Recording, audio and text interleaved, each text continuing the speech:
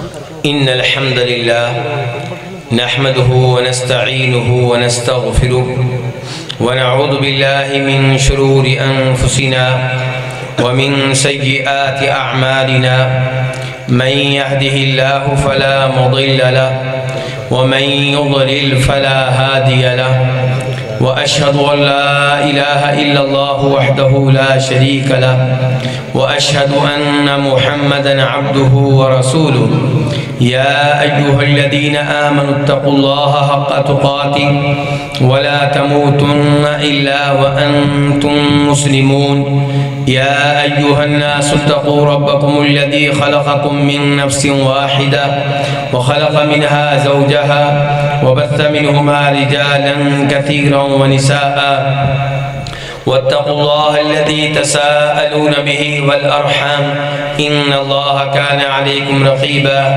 يا أيها الذين آمنوا اتقوا الله وقولوا قولا سديدا يصلح لكم أعمالكم ويغفر لكم ذنوبكم ومن يطع الله ورسوله فقد فاز فوزا عظيما أما بعد فإن خير الحديث كتاب الله وخير الهدي هدي محمد صلى الله عليه وسلم وشر الأمور محدثاتها وكل محدثة بدعة وكل بدعة ضلالة وكل ضلالة في النار۔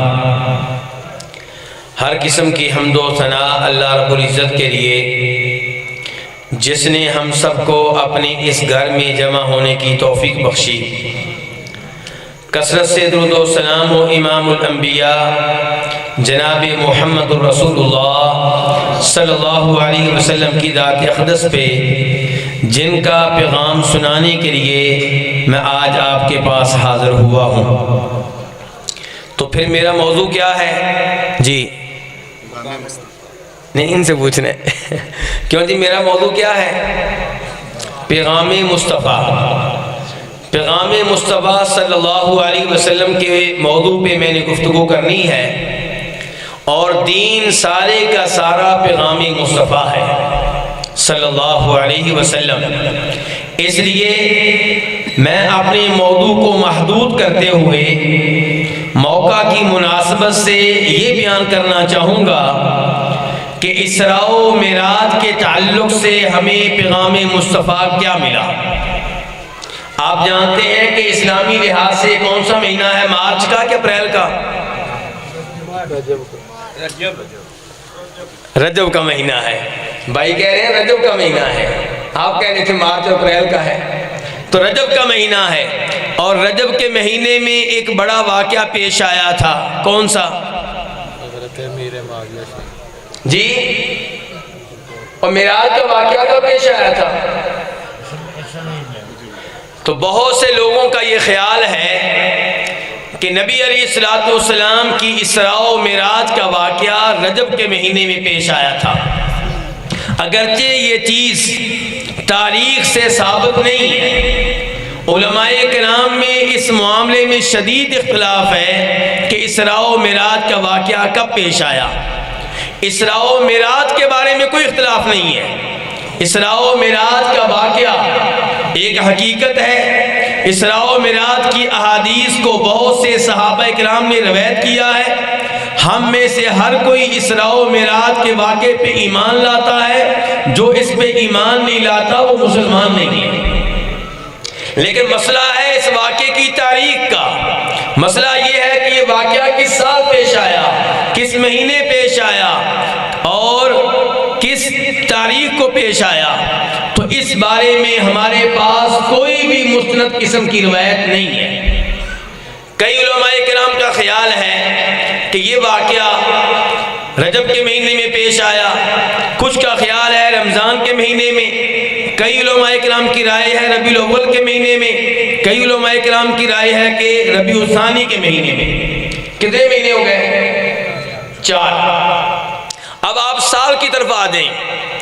کچھ علماء کرام کہتے ہیں کہ یہ واقعہ آپ کے مدینہ کی جانب ہجرت کرنے سے 6 مہینے پہلے پیش آیا، کچھ کہتے ہیں 8 مہینے پہلے، کچھ کہتے ہیں 1 سال پہلے، کچھ کہتے ہیں 15 مہینے پہلے، کچھ کہتے ہیں 17 مہینے پہلے، کچھ کہتے ہیں 18 مہینے پہلے، کچھ کہتے ہیں ہجرت سے 3 سال پہلے، کچھ کہتے ہیں ہجرت سے 5 سال پہلے۔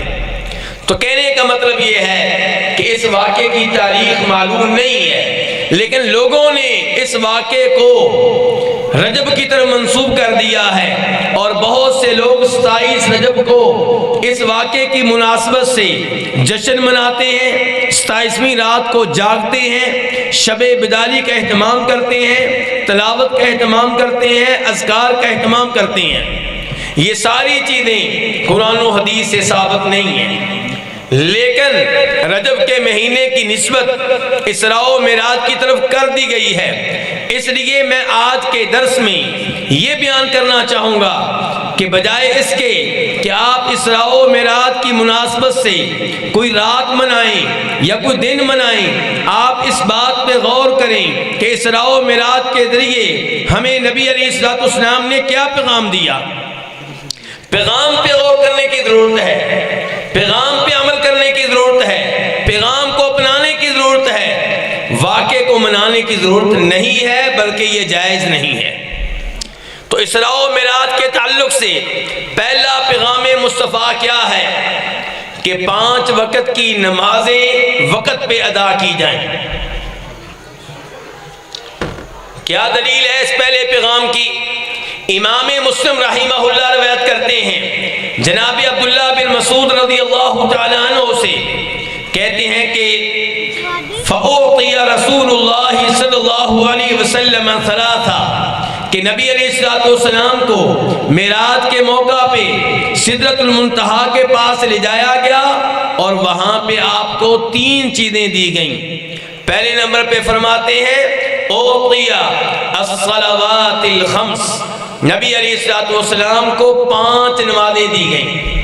کتنی نمازیں دی گئیں؟ 5۔ تو اسراء و معراج پہ جب ہمارا ایمان ہے تو اسراء و معراج کا پہلا پیغام یہ ہے کہ اسراء و معراج پہ ایمان لانے والا 5 نمازوں کا اہتمام کرے، ان کے معاملے میں سستی نہ کرے، کوئی بھی نماز قضا نہ کرے، ہر نماز کو اس کے وقت پہ ادا کیا جائے۔ میرے بھائیو، نمازوں کی اہمیت اتنی زیادہ ہے کہ صحابہ کرام کسی بھی فرض کے تارک کو، کسی بھی واجب کے تارک کو کافر نہیں سمجھتے تھے، لیکن نماز نہ پڑھنے والے کو، نماز ترک کرنے والے کو صحابہ کرام کافر قرار دیا کرتے تھے۔ اس سے آپ اندازہ لگا سکتے ہیں کہ 5 نمازوں کی اہمیت کیا ہے۔ نبی علیہ السلام اپنی آخری بیماری میں بار بار بے ہوش ہو جاتے ہیں، ہوش آتا ہے تو پہلا سوال یہ کرتے ہیں اصل الناس، کیا لوگوں نے نماز ادا کر لی ہے؟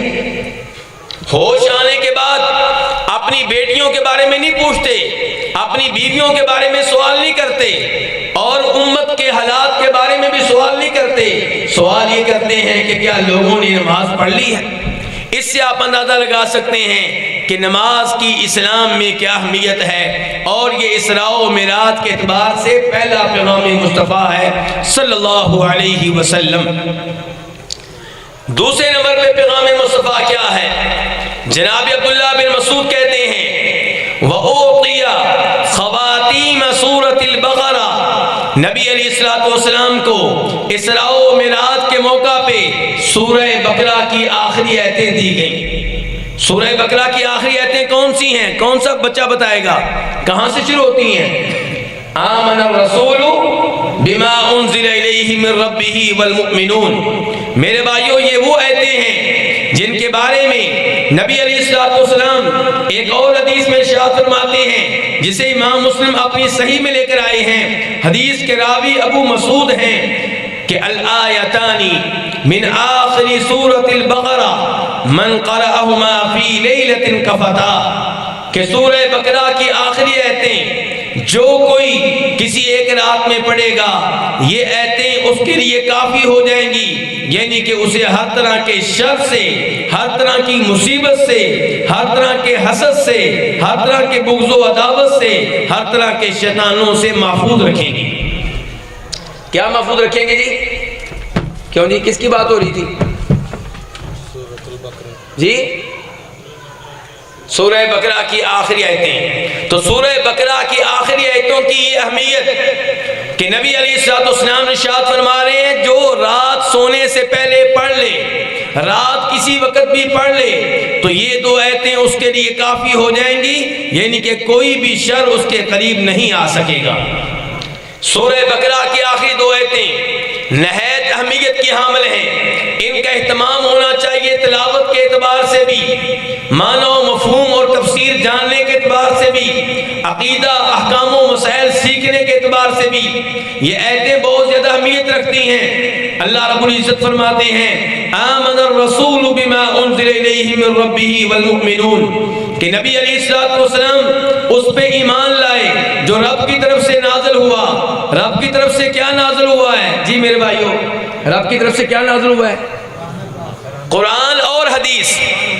اللہ کی طرف سے قرآن بھی نازل ہوا اور سنت بھی نازل ہوئی. جیسے قرآن پہ ایمان لانا ضروری ہے ایسے ہی احادیث اور سنت پہ ایمان لانا ضروری ہے.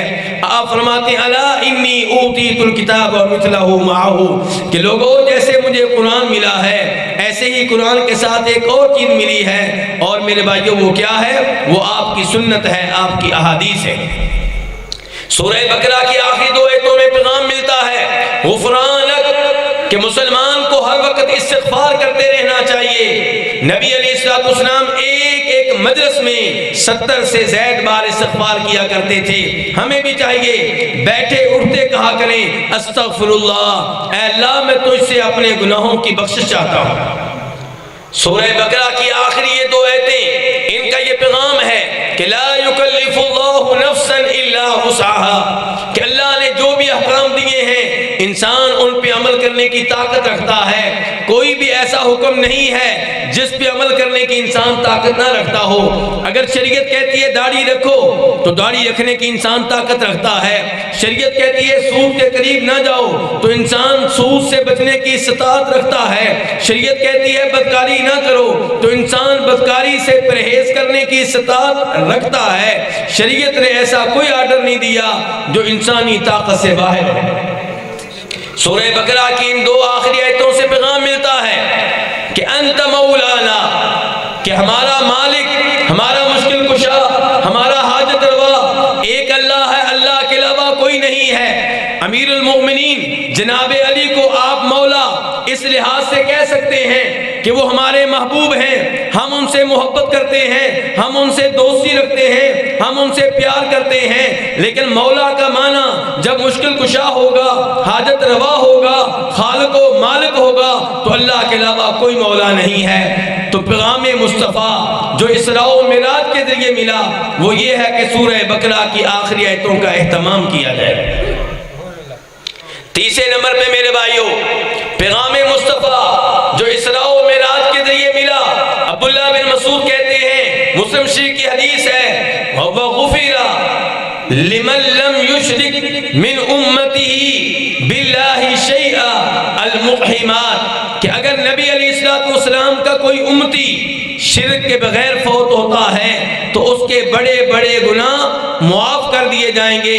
یعنی کہ ان اللہ لا یغفر ان یشرک بہ ویغفر ما دون ذلک لمن یشاء.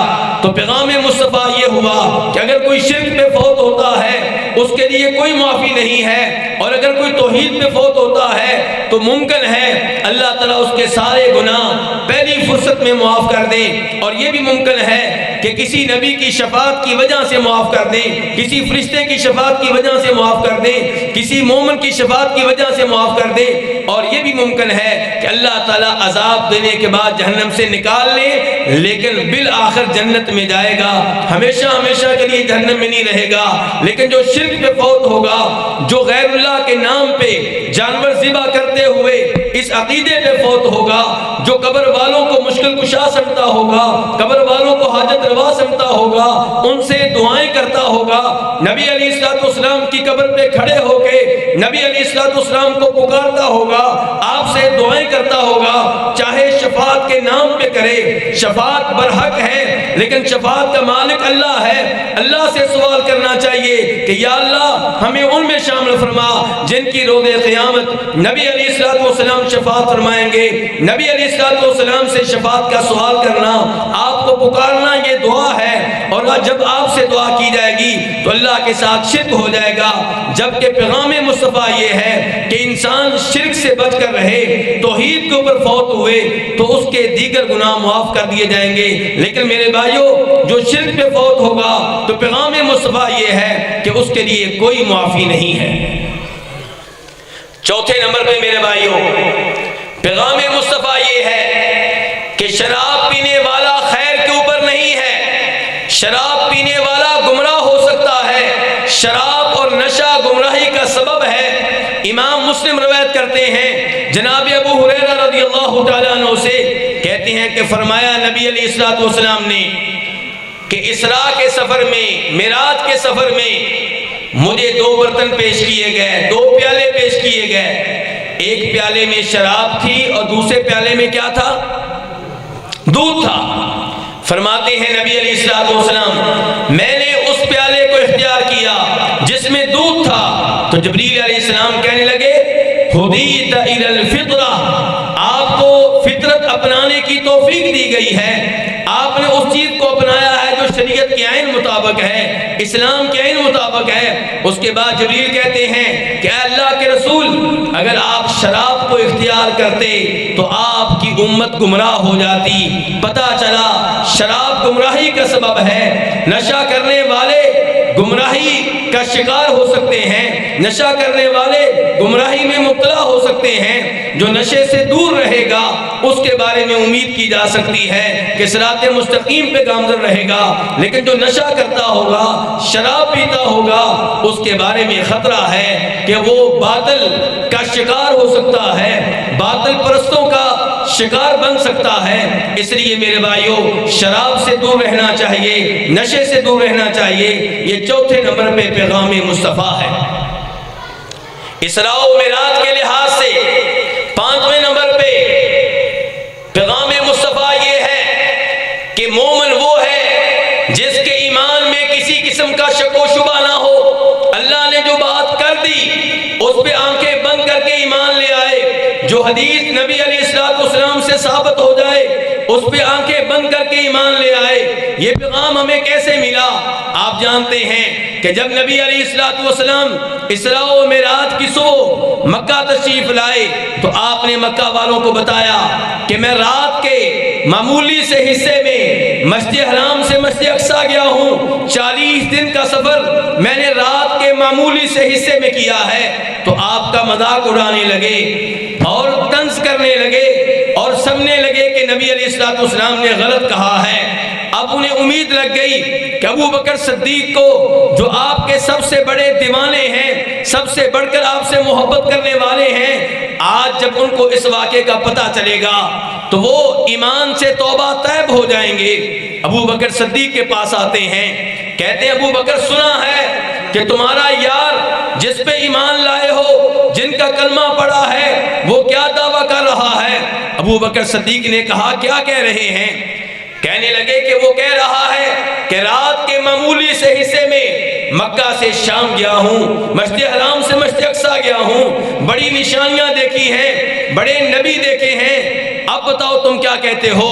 تو ایمان ہو تو ابو بکر صدیق جیسا ہو، ایمان وہ نہیں کہ جب مومن کہے کہ میں تب مانوں گا جب میرے مسلک کے مولوی صاحب مانیں گے، میں حدیث تب اپناؤں گا جب میرے والدین مانیں گے، میں حدیث کو تب قبول کروں گا جب آج کے سائنسدان تصدیق کریں گے، میں اس حدیث کو تب مانوں گا جب آج کی سائنسی لیبارٹریاں تصدیق کریں گی۔ نہیں، ایمان وہ جو ابو بکر صدیق کی طرح ہو۔ فرمانے لگے اس پہ ایمان لانا کون سا مشکل ہے، میں تو اس سے بڑی بات پہ ایمان لاتا ہوں کہ صبح و شام آپ پہ اللہ کی طرف سے وحی نازل ہوتی ہے، اللہ کے پیغامات نازل ہوتے ہیں، تو اس بات پہ ایمان لانا کون سا مشکل ہے؟ تو میرے بھائیوں، 5ویں نمبر پہ پیغام مصطفیٰ یہ ہے، ایمان ہو تو ابو بکر کی طرح ہو، بن دیکھے ہو، اللہ کی ہر بات پہ ایمان لائیں، ہر عید پہ ایمان ایمان لائیں, قرآن کے ایک ایک جملے پہ ایمان لائیں, نبی علیہ السلام کی ایک ایک حدیث پہ ایمان لائیں, کسی بھی حدیث کو ماننے سے انکار نہ کریں.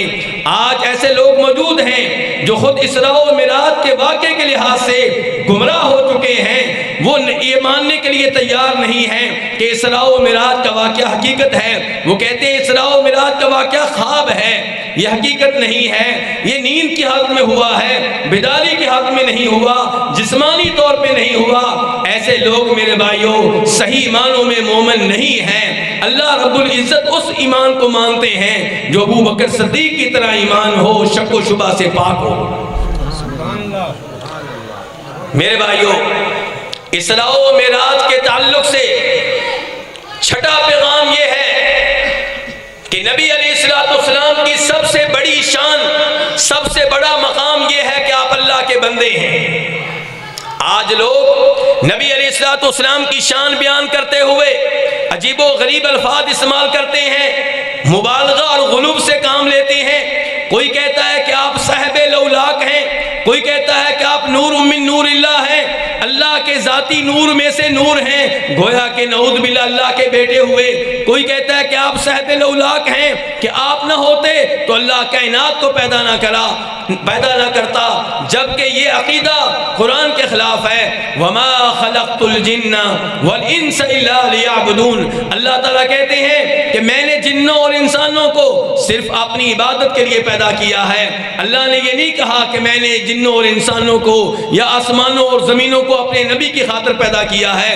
نبی علیہ السلام کی شان سب سے زیادہ بلند و بالا ہے, آپ سب سے اعلیٰ ہیں, سب سے مقدس ہیں, سب سے محترم ہیں. لیکن اس کا مطلب یہ نہیں ہے کہ آپ کے نام پہ غلط عقائد پھیلائے جائیں. آپ کا سب سے بڑا اعزاز یہ ہے کہ آپ اللہ کے بندے ہیں, اور یہ اعزاز سب سے بڑا ہے. اس کی دلیل یہ ہے کہ اسراء و معراج کا واقعہ جو آپ کی بہت بڑی شان ہے, جس سے آپ کے مرتبے کا پتہ چلتا ہے, جس سے آپ کی سعادت مندی کا پتہ چلتا ہے, اس واقعے میں اللہ نے جو آپ کو لقب دیا ہے وہ عبداللہ کا دیا ہے. فرمایا سبحان الذی اسرا بعبدہ لیلا من المسجد الحرام الی المسجد الاقصی الذی بارکنا حولہ لنریہ من آیاتنا. پاک ہے وہ ذات جو اپنے بندے کو رات کے معمولی سے حصے میں مسجد حرام سے مسجد اقصی لے گئی. تو آپ کا سب سے بڑا اعزاز کیا ہے کہ آپ اللہ کے بندے ہیں. اسی لیے آپ فرماتے ہیں لا تطرونی کما اطرت النصارى ابن مریم انما انا عبد فقولوا عبد اللہ ورسولہ. لوگو میری تعریف کرتے ہوئے, میری شان بیان کرتے ہوئے, میرا مقام و مرتبہ بیان کرتے ہوئے حد سے آگے نہ نکل جانا. میں اللہ کا بندہ ہوں, میرے بارے میں کہا کرو کہ یہ اللہ کے بندے اور اللہ کے رسول ہیں. تو آپ کا سب سے بڑا عہدہ, آپ کا سب سے بڑا لقب, آپ کا سب سے بڑا اعزاز یہ ہے کہ آپ عبداللہ ہیں اور رسول اللہ ہیں. اس سے بڑا عہدہ کوئی نہیں ہے. میرے بھائیوں اسراء و معراج کے اعتبار سے 7ویں نمبر پہ پیغام مصطفیٰ یہ ہے کہ نبی علیہ السلام نے اس سفر میں مسجد اقصی میں, بیت المقدس میں تمام انبیاء کرام علیہ السلام کو بطور امام نماز پڑھائی. یعنی آپ کی موجودگی میں مصلی امامت پہ آدم علیہ السلام کھڑے نہیں ہوئے, ابراہیم علیہ السلام کھڑے نہیں ہوئے, نوح علیہ السلام کھڑے نہیں ہوئے, اسماعیل علیہ السلام کھڑے نہیں ہوئے, موسیٰ علیہ السلام کھڑے نہیں ہوئے, عیسیٰ علیہ السلام کھڑے نہیں ہوئے. یہ سارے کے سارے عظیم الشان انبیاء کرام آپ کے پیچھے کھڑے ہوئے ہیں. معلوم ہوا جب آپ موجود ہوں, جب آپ کا قول موجود ہو, جب آپ کا فتویٰ موجود ہو, جب آپ کی حدیث موجود ہو, جب آپ کی بات موجود ہو, پھر کسی اور کا فتویٰ نہیں چلے گا, کسی اور کی رائے نہیں چلے گی, کسی اور کا قول نہیں چلے گا, کیونکہ آپ امام الانبیاء ہیں. تو میرے بھائیوں آج آپ کے کسی بھی امتی کو چاہے وہ جتنا بھی بڑا امام ہو آپ کے مقابلے میں پیش کرنا یہ غلط ہے, یہ قرآن کے خلاف ہے, یہ احادیث کے خلاف ہے, یہ معراج کے پیغام مصطفیٰ کے خلاف ہے. اللہ تعالیٰ فرماتے ہیں یا ایھا الذین آمنوا لا تقدموا بین یدی اللہ ورسولہ واتقوا اللہ. اے ایمان والو اللہ کے رسول سے آگے بڑھنے کی جسارت نہ کرو، اللہ سے ڈر جاؤ۔ اللہ تعالیٰ کہتے ہیں یا ایھا الذین آمنوا لا ترفعوا اصواتکم فوق صوت النبی، اے ایمان والو کبھی بھی اپنی آواز کو ہمارے نبی کی آواز سے بلند نہ کرنا۔ آج اپنے مسلک کے فتوے کو، آپ کی حدیث پہ ترجیح دینا، اپنے مولویوں کی باتوں کو، اپنے امام کی باتوں کو نبی علیہ السلام کی احادیث پہ ترجیح دینا، یہ اپنی آواز کو، اپنے مسلک کی آواز کو، اپنے امام کی آواز کو نبی علیہ السلام کی آواز پہ بلند کرنا ہے، اور یہ پیغام مصطفیٰ کے خلاف ہے۔ میرے بھائیو، اسراء و معراج کے لحاظ سے پیغام مصطفیٰ 7ویں یا 8ویں نمبر پہ یہ ہے کہ اذکار کا کثرت سے اہتمام کیا جائے، جنت میں جانے کے لیے محنت کی جائے، اپنی زبان کو ذکر سے تر کیا جائے۔ امام ترمذی رحمہ اللہ روایت کرتے ہیں، آپ کی توجہ چاہتا ہوں، کس امام کا نام لیا میں نے؟ امام ترمذی روایت کرتے ہیں، کس سے؟ عبداللہ ابن مسعود رضی اللہ تعالیٰ عنہ سے۔ وہ کہتے ہیں کہ فرمایا نبی علیہ السلام نے کہ معراج کی رات میری ملاقات ابراہیم علیہ السلام سے ہوئی۔ کس کس کی ملاقات ہوئی؟ ابراہیم علیہ السلام، دوسرے کون؟ محمد الرسول اللہ صلی اللہ علیہ وسلم۔ دو عظیم ہستیاں، ان سے زیادہ افضل کوئی انسان نہیں ہے۔ ایک عظیم انسان دوسرے عظیم انسان سے مل رہا ہے، ایک افضل انسان دوسرے افضل انسان سے مل رہا ہے، ایک لیڈر کی دوسرے لیڈر سے ملاقات ہے، ایک اللہ کے خلیل کی دوسرے اللہ کے خلیل سے ملاقات ہے۔ آئیے دیکھتے ہیں کس موضوع پہ گفتگو ہوئی ہے۔ فرماتے ہیں نبی علیہ السلام، ابراہیم علیہ السلام نے مجھے مخاطب کیا، کہا یا محمد اقرئ امتک منی السلام، محمد میری طرف سے اپنی امت کو میرا سلام کہہ دینا۔ یہ سلام کس کی طرف سے آیا ہے؟ ابراہیم علیہ السلام کی طرف سے، اللہ کے عظیم خلیل کی طرف سے پیغام آیا ہے، سلام آیا ہے، اور کہا کہ وَأَخْبِرْهُمْ، اے محمد صلی اللہ علیہ وسلم آپ اپنی امت کو بتا دیں کہ ان الجنت طیبۃ التربہ عذبۃ الماء وانها قیعان وانها غراسها سبحان اللہ والحمد للہ ولا الہ الا اللہ واللہ اکبر۔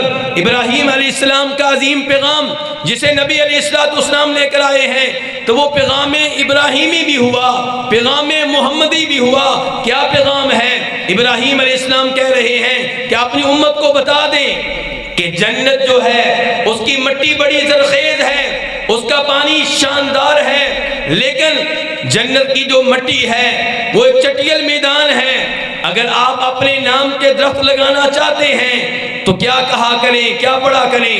سبحان اللہ والحمدللہ ولا الہ الا اللہ واللہ اکبر۔ تو میرے بھائیو، جنت میں درخت کیسے لگتے ہیں؟ ذکر کرنے سے، اللہ کو یاد کرنے سے، سبحان اللہ کہنے سے، الحمدللہ کہنے سے، لا الہ الا اللہ کہنے سے، اللہ اکبر کہنے سے، یہ اذکار کیے جائیں تب جا کے جنت میں درخت لگتے ہیں۔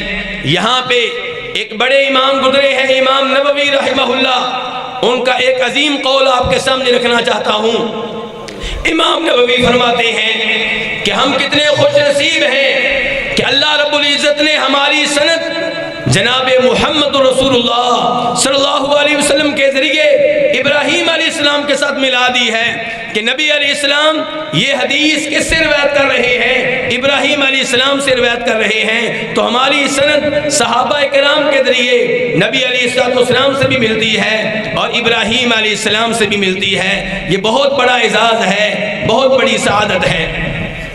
میرے بھائیوں، اسراء و معراج کے اعتبار سے ایک پیغام مصطفیٰ یہ بھی ہے کہ کبھی بھی کسی کی غیبت نہ کریں، غیبت سے دور رہیں۔ جناب انس بن مالک روایت کرتے ہیں نبی علیہ السلام سے کہ آپ نے ارشاد فرمایا، میں نے معراج کی رات دیکھا کہ کچھ لوگ اپنے چہروں کو اور اپنے سینوں کو پیتل کے ناخنوں سے نوچ رہے ہیں۔ میں نے کہا من ہؤلاء یا جبرائیل، جبرائیل یہ کون ہیں؟ انہوں نے کیا جرم کیا ہے؟ یہ کس وجہ سے اپنے چہرے کو نوچ رہے ہیں، اپنے سینے کو نوچ رہے ہیں؟ تو فرمایا جبریل نے ہؤلاء الذین یقعون فی اعراض الناس، ہؤلاء الذین یاکلون لحوم الناس، یہ وہ لوگ ہیں جو دوسرے لوگوں کا گوشت کھایا کرتے تھے، ان کی غیبت کیا کرتے تھے، ان کی بےعزتی کیا کرتے تھے، انہیں لوگوں کے سامنے ذلیل و رسوا کیا کرتے تھے۔ آج ان کو یہ سزا ملی ہے کہ یہ اپنے ہی پیتل کے ناخنوں سے اپنے ہی چہرے کو بار بار نوچ رہے ہیں، اپنے ہی سینے کو بار بار نوچ رہے ہیں۔ اس سے پتہ چلا میرے بھائیوں کہ غیبت سے دور رہنا چاہیے، اور خصوصاً وہ غیبت جو علماء کرام کی ہو۔ آج سب سے آسان کام کیا رہ گیا؟ مولوی صاحب کی غیبت، مولوی صاحب کے خلاف باتیں۔ یاد رکھیں، جب آپ کسی عام آدمی کی غیبت کرتے ہیں، اس کے خلاف اس کی عدم موجودگی میں باتیں کرتے ہیں، تو اس کا نقصان صرف اسی کو ہے، لیکن جب آپ کسی عالم دین کی غیبت کرتے ہیں تو اس کا نقصان پورے گاؤں کو ہے، پوری مسجد کو ہے۔ جب آپ مولوی صاحب کی بےعزتی کریں گے تو مولوی صاحب کی بات کون سنے گا؟ مولوی صاحب کی بات پہ کان کون دھرے گا؟ آپ کا بچہ مولوی صاحب کی بات نہیں سنے گا، آپ کے بھتیجے مولوی صاحب کی بات نہیں سنیں گے۔ نتیجہ یہ ہوگا کہ آپ کے بچے، آپ کے بانجے، آپ کے بھتیجے حق سے محروم ہوتے چلے جائیں گے، مسجد سے دور ہوتے چلے جائیں گے، ہدایت سے دور ہوتے چلے جائیں گے۔ اس لیے میرے بھائیوں، غیبت سے دور رہیں، یہ پیغام مصطفیٰ ہے، اور خصوصاً میرے بھائیوں علماء کرام کی غیبت سے دور رہیں۔ اسراء و معراج کے اعتبار سے میرے بھائیوں پیغام مصطفیٰ یہ ہے کہ بدعملی سے بچا جائے۔ جو تعلیمات آپ سنیں، جو قرآن کی آیتیں سنیں، جو احادیث سنیں، ان پہ عمل کریں۔ اور سب سے پہلے علماء کرام کا فرض بنتا ہے کہ جو تبلیغ کرتے ہیں، جو قرآن سناتے ہیں، جو احادیث سناتے ہیں، ان کے اوپر عمل پیرا ہوں۔ انس ابن مالک رضی اللہ تعالیٰ عنہ روایت کرتے ہیں نبی علیہ السلام سے کہ آپ ارشاد فرماتے ہیں کہ میں نے ایسے لوگ دیکھے جن کے لبوں کو جہنم کی کینچیوں کے ساتھ کاٹا جا رہا تھا۔ ایسے لوگ دیکھے جن کے ہونٹوں کو، جن کے لبوں کو جہنم کی کینچیوں کے ساتھ کاٹا جا رہا تھا۔ میں نے کہا جبریل یہ کون لوگ ہیں؟ ان کا کیا جرم ہے؟ ان کو یہ اصلاح کیوں مل رہی ہے؟ تو جبریل کہنے لگے اللہ کے رسول علیہ السلام خطباء امتک، یہ آپ کی امت کے خطیب ہیں، یہ آپ کی امت کے مولوی ہیں، یہ آپ کی امت کے علماء ہیں، یہ آپ کی امت کے مقررین ہیں۔ الذین یقولون ما لا یفعلون، جو بدعمل تھے، جو کہتے تھے اس پہ عمل نہیں کرتے تھے۔ اور اس کا دوسرا مطلب یہ ہو سکتا ہے کہ شیخیاں مارتے تھے، جو کام کیا نہیں ہوتا تھا اسے بطور کارنامہ لوگوں کے سامنے پیش کیا کرتے تھے۔ اور فرمایا وَيَقْرَؤُونَ كِتَابَ اللَّهِ وَلَا يَعْمَلُونَ بِهِ، یہ اللہ کی کتاب کی تلاوت کرتے تھے، قرآن پڑھا کرتے تھے، خوبصورت آواز میں پڑھتے تھے، تجوید کے ساتھ پڑھتے تھے، وَلَا يَعْمَلُونَ بِهِ، لیکن اس قرآن پہ عمل نہیں کیا کرتے تھے۔ ایک کان سے سنتے تھے، دوسرے کان سے نکال دیا کرتے تھے۔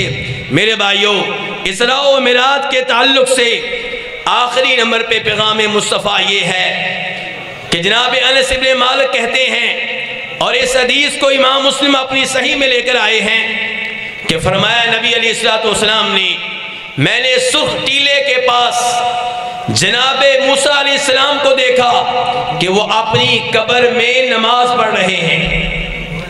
یہ کب دیکھا اللہ کے رسول نے؟ اسراء و معراج کے موقع پہ۔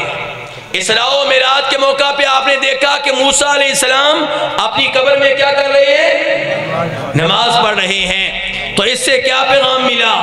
اس سے پیغام یہ ملا کہ اللہ رب العزت نے انبیاء کرام علیہ السلام کو قبروں میں عظیم الشان زندگی دی ہے، اور یہ برزخی زندگی ہے، اپنی قبروں میں نماز پڑھتے ہیں۔ لیکن یہاں پہ سوال پیدا ہوتا ہے کہ ہم نے تو سنا تھا کہ یہ عبادات ان کا تعلق دنیا سے ہے، موت کے ساتھ ہی اعمال ختم ہو جاتے ہیں، نیکیوں کا سلسلہ ختم ہو جاتا ہے، نیکیوں کا رجسٹر بند ہو جاتا ہے۔ لیکن یہاں پہ پیغام مل رہا ہے کہ موسیٰ علیہ السلام اپنی قبر میں نماز پڑھ رہے ہیں، بلکہ اس کے علاوہ عام حدیث آتی ہے جس کو امام بزار روایت کرتے ہیں، الانبیاء احیاء فی قبورہم یصلون۔ شیخ البانی نے اس روایت کو حسن درجے کی قرار دیا ہے کہ انبیاء کرام اپنی قبروں میں نماز پڑھتے ہیں۔ تو کیا پتا چلا کہ انبیاء کرام زندہ ہیں کہ فوت ہو چکے ہیں؟ کیوں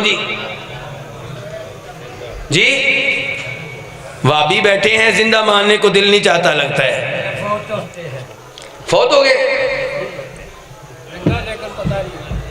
تو میرے بھائیو، احادیث بتا رہی ہے کہ انبیاء کرام اپنی قبروں میں زندہ ہیں، تو پھر جو ان کو پکارتے ہیں وہ ٹھیک کرتے ہیں نا۔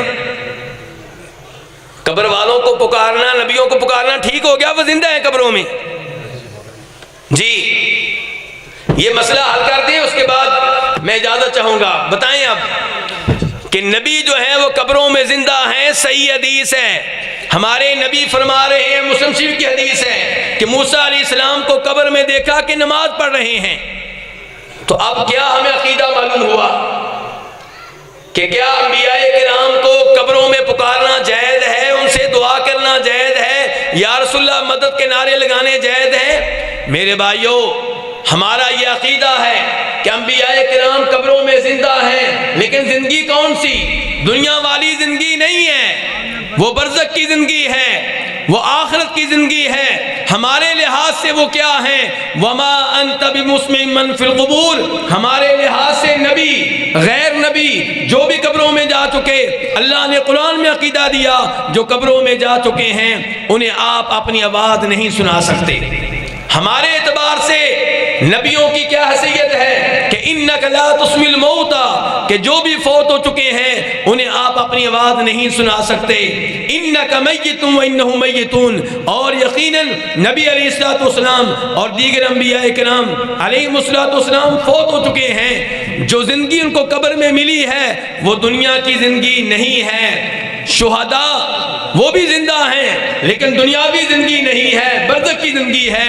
اسی لیے جب کوئی شہید ہوتا ہے تو ہم اس کی بیوی سے شادی کر لیتے ہیں، کوئی شہید ہوتا ہے اس کے مال کو تقسیم کر لیتے ہیں کیونکہ فوت ہو چکا ہے۔ اور جس زندگی کا تذکرہ آیا ہے وہ برزخ کی زندگی ہے، وہ اخروی زندگی ہے۔ تو موسیٰ علیہ السلام کو قبر میں نماز پڑھتے ہوئے دیکھا ہے، تو یہ تکلیف نہیں ہے بلکہ تشریف ہے۔ تکلیف اور تشریف میں فرق سمجھتے ہیں؟ موسیٰ علیہ السلام قبر میں نماز پڑھ رہے ہیں اس لیے نہیں کہ اللہ نے آرڈر دیا ہے نماز پڑھو، نہیں پڑھو گے تو سزا ملے گی، بلکہ اس لیے نماز پڑھ رہے ہیں کہ ان کو نماز پڑھنے کا مزہ آتا ہے۔ یہ اللہ نے ان کو نعمت دی ہے، جیسے ہمیں کھانے پینے کا مزہ آتا ہے، شہد کھانے کا مزہ آتا ہے اور من چاہی چیزیں کھانے کا مزہ آتا ہے، ایسے ہی انبیاء کرام قبروں میں نماز پڑھتے ہیں تو یہ تکلیف نہیں ہے بلکہ اللہ رب العزت نے انہیں نعمت دی ہے، انہیں اس نعمت میں مزہ آتا ہے، انہیں لطف آتا ہے، وہ چاہتے ہیں کہ بار بار ہم قبر میں نماز پڑھتے رہیں۔ یہ بالکل وہی معاملہ ہے کہ جیسے شہید کہتے ہیں اللہ تعالیٰ سے، یا اللہ ہمیں دنیا میں بھیج، کس لیے؟ تاکہ ہم دوبارہ جہاد کریں، دوبارہ شہید ہوں۔ ان کو شہید ہونے میں لطف آتا ہے، ان کو شہید ہونے میں مزہ آتا ہے۔ یہ بالکل ایسے ہی ہے جیسے جنتی جنت میں سبحان اللہ کہا کریں گے۔ کیا کہا کریں گے؟ اللہ تعالیٰ ہم سب کو اہل جنت میں سے بنائے۔ جنتی جنت میں کیا کہا کریں گے؟ سبحان اللہ۔ اور اس انداز سے کہیں گے جس انداز سے ہم سانس لیتے ہیں، جیسے سانس لیتے ہوئے ہمارا کوئی زور نہیں لگتا، ہمیں کوئی سوچنا نہیں پڑتا، سانس ہمارا نکلتا رہتا ہے، ایسے ہی جنتی جنت میں سبحان اللہ کہتے رہیں گے، اللہ کا ذکر کرتے رہیں گے۔ تو موسیٰ علیہ السلام اور دیگر انبیاء کرام اپنی قبروں میں نمازیں پڑھتے ہیں۔ یہ برزخی زندگی ہے، دنیا والی زندگی نہیں ہے۔ دوسرے لوگوں سے ہمارا اختلاف کیا ہے؟ دوسرے لوگوں سے ہمارا اختلاف یہ ہے کہ وہ کہتے ہیں کہ انبیاء کرام کی قبر والی زندگی دنیا کی طرح ہے، بلکہ کئی لوگوں نے تو یہاں تک لکھا ہے کہ نعوذ باللہ انبیاء کرام قبروں میں اپنی بیویوں سے ملتے ہیں، ان سے تعلقات قائم کرتے ہیں، اور ان باتوں کے ہم خلاف ہیں۔ ہمارا ایمان ہے کہ انہیں زندگی حاصل ہے، لیکن برزخ کی زندگی، آخرت کی زندگی، دنیا کی زندگی نہیں ہے۔ تو میرے بھائیوں، پیغام مصطفیٰ کا خلاصہ کیا ہوا؟ جو چیزیں آج میں نے آپ کے سامنے رکھی ہیں، اسراء و معراج کے اعتبار سے پیغام مصطفیٰ یہ ہے، پہلے نمبر پہ کہ انسان ہر طرح کے شرک سے دور رہے۔ دوسرے نمبر پہ جو کبیرہ گناہوں کا ارتکاب کرتے ہیں وہ بہت بڑے مجرم ہیں، لیکن کافر نہیں ہیں، کسی نہ کسی دن جنت میں پہنچ جائیں گے، اور یہ بھی ممکن ہے کہ اللہ رب العزت انہیں پہلی بار معاف کر دے، اور یہ بھی ممکن ہے کہ کسی نبی کی شفاعت سے معافی مل جائے، اور یہ بھی ممکن ہے کہ اللہ رب العزت انہیں عذاب دینے کے بعد جب پورا عذاب وہ برداشت کر لیں تب انہیں وہاں سے نکال لے۔ اسراء و معراج کا دوسرا پیغام یہ تھا کہ 5 نمازیں پابندی سے ادا کی جائیں۔ اسراء و معراج کا تیسرا پیغام یہ تھا کہ سورہ بقرہ کی آخری آیتیں ان کا اہتمام کیا جائے، تلاوت کے اعتبار سے بھی، معنی و مفہوم اور تفسیر کے اعتبار سے بھی، اور ان سے عقیدہ لینے کے اعتبار سے بھی، احکام و مسائل سیکھنے کے لحاظ سے بھی۔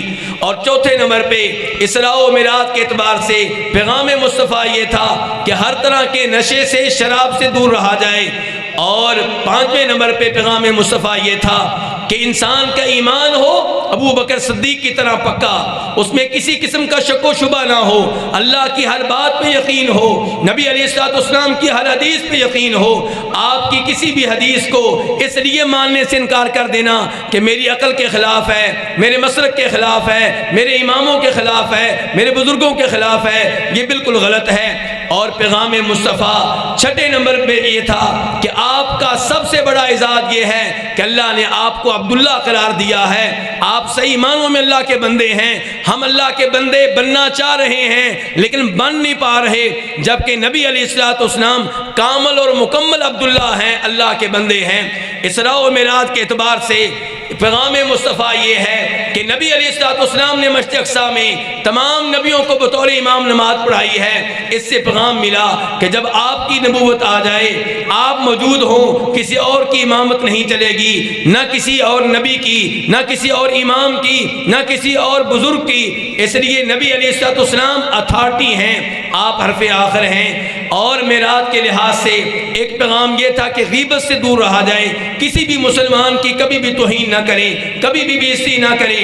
اور پیغام مصطفیٰ یہ بھی تھا کہ قرآن کی تلاوت کریں، اس پہ عمل پیرا ہوں، اور اس بات پہ ایمان لائیں کہ انبیاء کرام علیہ السلام قبروں میں زندہ ہیں، لیکن برزخی زندگی ہے، دنیا والی نہیں ہے۔ اور یہ بہت بڑی نعمت ہے جو اللہ نے انبیاء کرام پہ کی ہے، ان کے اجسام بھی محفوظ ہیں اور ان کی ارواح بھی محفوظ ہیں۔ بلکہ عام مومن بھی قبر میں زندہ ہوتا ہے لیکن برزخی زندگی ہے، دنیا والی نہیں ہے۔ بلکہ کافر بھی قبروں میں زندہ ہوتے ہیں لیکن ان کو قبروں میں عذاب ملتا ہے، تکلیفیں دی جاتی ہیں، ان پہ مصائب آتے ہیں، لیکن زندگی ان کو بھی حاصل ہے، اسی لیے عذاب کو محسوس کرتے ہیں۔ اللہ رب العزت سے دعا ہے کہ اللہ رب العزت ہمیں صحیح عقائد اختیار کرنے کی توفیق عنایت فرمائے، پیغام مصطفیٰ کو سمجھنے کی اور اس پہ عمل پیرا ہونے کی توفیق عنایت فرمائے۔